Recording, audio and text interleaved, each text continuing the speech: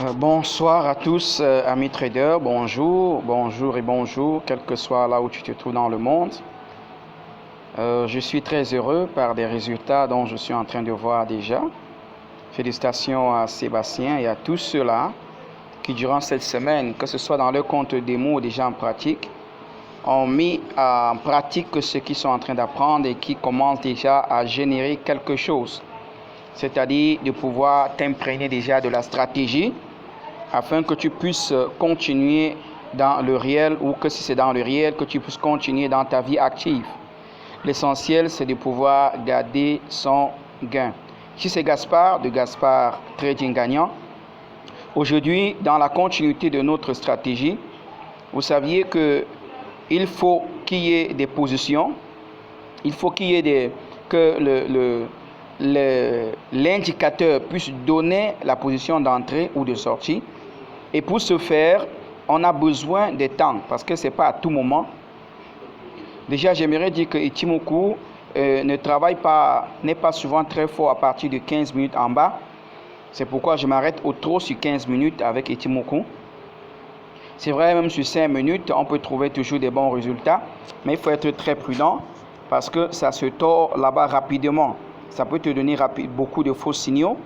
Donc, c'est ça qu'il faut regarder. Et aujourd'hui, comme j'ai dit, on va parler dans des différents temps de trading. Ce n'est pas à tout moment que nous devons être dans le marché. Nous devons le savoir.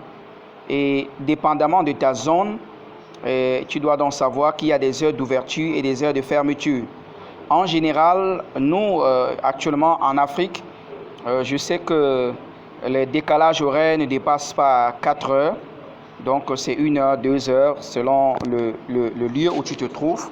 Donc, ici, nous allons donc nous rendre compte que le marché a donc 2 sections selon le temps, que ce soit en hiver ou que ce soit à l'été. Nous avions 2 temps du marché. Donc, ça ouvre à 22 heures, c'est-à-dire de dimanche à 22 heures jusqu'à vendredi à 22 heures. Ou alors dimanche à 23 heures jusqu'à vendredi à 23 heures, comme on est actuellement. Et selon les différents marchés, c'est aussi là qu'il y aura donc des différents mouvements. Ok? C'est aussi là qu'on a donc des différents mouvements. Donc, dans mon compte démo, nous allons voir comment ça se passe ici. Nous allons voir. Donc, je vais aller par exemple sur 1 heure pour essayer de classifier la journée. Et vous allez vous en rendre compte que à ces moments-là, soit le marché est en train de beaucoup bouger, soit le marché n'est pas en train de bouger. Ok? Donc c'est ce que vous devez déjà avoir à l'esprit, que ce n'est pas à tout moment que le marché est en train de bouger. Voilà. Et c'est le moment de tendance, donc principalement à l'heure d'ouverture d'Europe. Il y a des gens qui traitent même dans la nuit parce que tout est ouvert. Mais chez nous, ici en Afrique, dans la nuit, il y a déjà à partir de 22 heures, il y a ce qu'on appellera du spread qui va s'agrandir. C'est ce que gagne le courtier. Donc c'est pourquoi chaque fois quand tu cliques, quand tu entres dans le marché, tu vas d'abord retrouver un négatif avant de commencer à gagner ou à perdre. Mais eux, ils ne perdent jamais. Vous devez déjà savoir, c'est les courtiers ne perdent jamais. Que tu aies gagné ou que tu aies perdu, ils soutirent déjà son spread. Donc ça, il faut faire donc attention. C'est pourquoi tous les marchés ne sont pas tradables à tout moment. Dans la nuit, par exemple, euro-dollar va s'agrandir tellement, alors que dans la journée, c'est trop fermé. Donc à partir de 8 heures, il y a les marchés qui s'ouvrent comme actuellement, c'est à 6 heures. Donc nous avons le marché d'Asie, au Tokyo. Nous avons Singapour. Nous avons le marché d'Europe. Ici, nous avons le Francfort Londres. Nous avons le marché des États-Unis d'Amérique, le New York, le Chicago. Nous avons l'Océanie où nous trouvons Sydney et Wellington. Donc, c'est les différents marchés en Australie. Le Sydney, c'est en Australie. Ce sont des différents marchés, des grands bureaux de marché du monde dont les heures sont bien régies et que nous pouvons donc mieux les comprendre pour savoir comment trader. Tu vas voir qu'à 7 heures, quand tu es le matin, le marché est en train de bouger. Pourquoi? Parfois parce qu'il y a certains marchés qui sont en train de fermer et il y a d'autres qui souffrent. C'est ce que tu dois déjà savoir. À 4 heures, par exemple, le marché de Sydney, 4 heures, 5 heures, Sydney est déjà en train de fermer. Parce que c'est le premier marché qui souffre. Vous voyez? C'est déjà en train de fermer. Il y a le marché du Japon. Hein? Tokyo qui ferme à 8 heures. Voilà, il faut déjà voir. Le marché Tokyo, lui, ferme à 8 heures. Hein? Il y a le marché à 9 heures. Il y a Singapour qui est en train de fermer. Donc, c'est ça que souvent tu vois des mouvements un peu brusques dans le marché. Or, pendant ce temps, le marché d'Europe s'ouvre. Hein? Le marché d'Europe est en train de s'ouvrir à 8 heures. Donc, l'heure que je peux conseiller pour le trading, normalement, alors c'est l'heure d'ouverture du marché de l'Europe. Par exemple, Francfort qui ouvre actuellement à 7 heures. Pourtant, à l'été, ça s'ouvre à 6 heures. Donc, Londres, ce qui est beaucoup souvent tradé, de 8 heures et ça ferme à 16h30. Donc, c'est pourquoi beaucoup de gens disent à partir de 16h30, il faut déjà quitter du marché. Il faut quitter le marché. Parce que le marché aussi des États-Unis qui s'ouvre, ça va aller jusqu'à 22h parce que le marché de New York ouvre à 13h30. Actuellement, ça s'ouvre à 14h30. Il y a aussi un autre marché qui s'ouvre à 15h30. Tout ça, ils sont là-bas, c'est les Américains. Hein? Donc maintenant, ça ferme à 20h ou à 21h. Donc tu vois, tous ces moments, il y a des petits mouvements dans le marché. Mais le marché le plus grand, où il y a vraiment de grands mouvements, c'est de 8h, 16h30. OK? C'est de 8h, 16h30. Vous allez toujours les remarquer dans la journée, dans votre trading, à quel moment le marché a commencé à beaucoup bouger. Ça, c'est très important d'apprendre ça. Regardons par exemple ce jour-ci. Nous allons nous en rendre compte que le marché avait commencé à bouger à l'ouverture de 14h30. Le marché, ce jour-ci, c'était là, vous voyez, 13h et puis 14h ici. Le marché avait lancé des bougies à la hausse. C'est des grands moments, c'est surtout le marché américain. Quand eux ouvrent, parce qu'ils ont deux grands marchés vraiment qui sont très puissants. Et ici aussi, c'est des grands décideurs. Alors dans ce moment-là, c'est bien, ça bouge beaucoup. Et en plus, en ce moment, il y a des marchés qui se chevauchent parce qu'un marché s'ouvre pendant que l'autre est encore en pleine puissance comme le marché de Londres. Alors la volatilité est très grande. C'est pourquoi en ce moment, nous voyons des mouvements brusques de hausse ou à la baisse. OK? Donc, c'est ça qui est là. Donc maintenant, quand nous regardons notre stratégie, on doit donc s'en tenir compte que il y a des moments où le marché va rentrer, par exemple comme ici, je suis sur 1 heure, nous voyons que le jour où c'était l'or, a vraiment bougé le 10 novembre, le marché est monté et le 12, ça a continué de monter sans s'arrêter. Non, le 11, ça a continué sans s'arrêter. Maintenant, le 12, il y a eu respiration. Mais remarquez bien que ça reprend la course à la hausse en venant casser notre Kijun à l'heure d'ouverture du marché des Américains. Vous voyez? C'est à ce moment-là.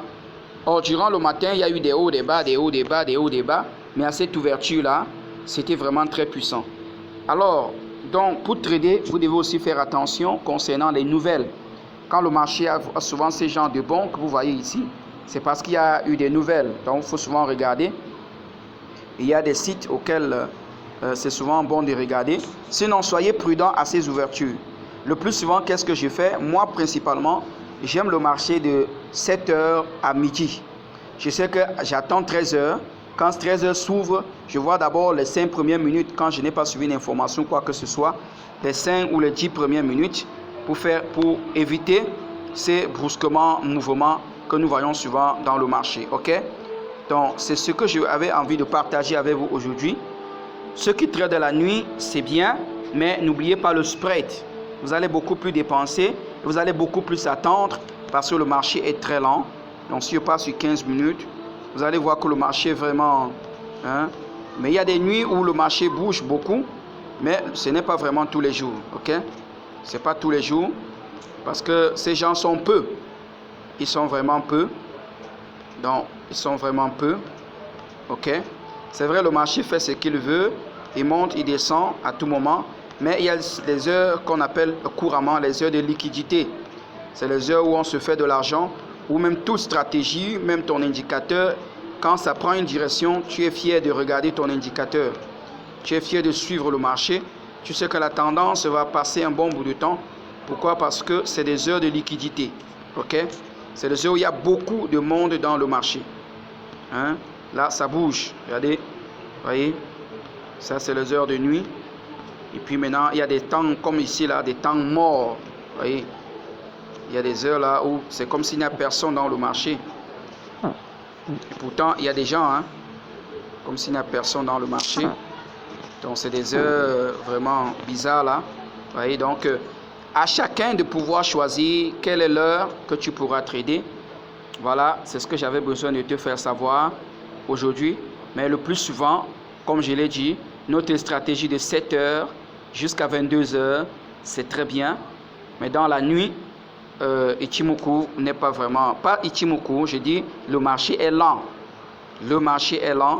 Donc voilà, il y a trop de montées et de descentes. Ok, montée, descente, c'est ça que nous cherchons à éviter. Ok, pour finir, concernant ce temps, voici encore d'autres conseils. Ne tradez pas les contre-tendances. Ne traînez pas les contre-tendances. Entrez dans votre marché en suivant, tel que cela a été dit. Je serai vraiment toujours très heureux de suivre qu'en mettant en pratique, vous êtes en train déjà d'égrener quelque chose. Chikou doit être hors du prix. Kijun, la cassure de Kijun doit être réelle pendant que Tenkan-sen est soit plat, soit à la direction du marché. Hein, ok? Donc ça, c'est très important à noter. Et le nuage doit nous confirmer la direction dans laquelle nous sommes en train d'aller. Ça, c'est très important à suivre. Éviter les contre-tendances, ça, c'est se fatiguer. Normalement, nous avons l'habitude de dire la tendance est mon ami. Voilà, donc tu dois tout faire pour comprendre la tendance en te basant sur les 3 time frames qui ont été donnés. Si tu trades sur 1 heure, tu vas regarder 1 jour, 1 heure et prendre ta position. 1 jour, 4 heures et prendre ta position sur 1 heure. Une semaine, 1 jour et prendre ta position sur 4 heures. Voilà comment tu dois travailler. Ou alors 4 heures, 1 heure, prendre ta position sur 15 minutes.